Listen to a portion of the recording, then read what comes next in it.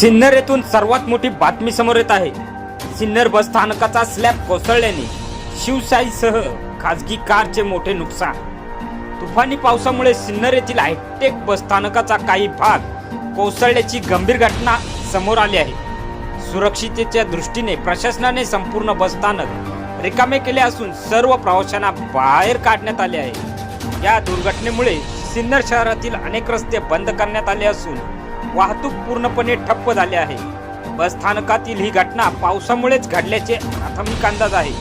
मात्र नेमका कोणता भाग आणि कोणत्या कारणामुळे कोसळला हे अद्याप स्पष्ट झाले नाही। मिळालेल्या माहितीनुसार सिन्नर बस स्थानकात वीज पडल्याने स्लॅब कोसळल्याची घटना घडली आहे। हा स्लॅब शिवशाही आणि एका खासगी कारवर कोसळला आहे, ज्यामुळे खाली उभ्या असलेल्या शिवशाही बसचे मोठे नुकसान झाले आहे। सुदैवाने बसमधील प्रवाशांना आपत्कालीन मार्गाने बाहेर काढण्यात आले आहे। सर्व प्रवासी सुखरूप आहेत। या घटनेत शिवशाही बससह एका खासगी वाहनाचेही मोठ्या प्रमाणात नुकसान झाले आहे। या घटनेत कोणालाही गंभीर दुखापत झाली नाही।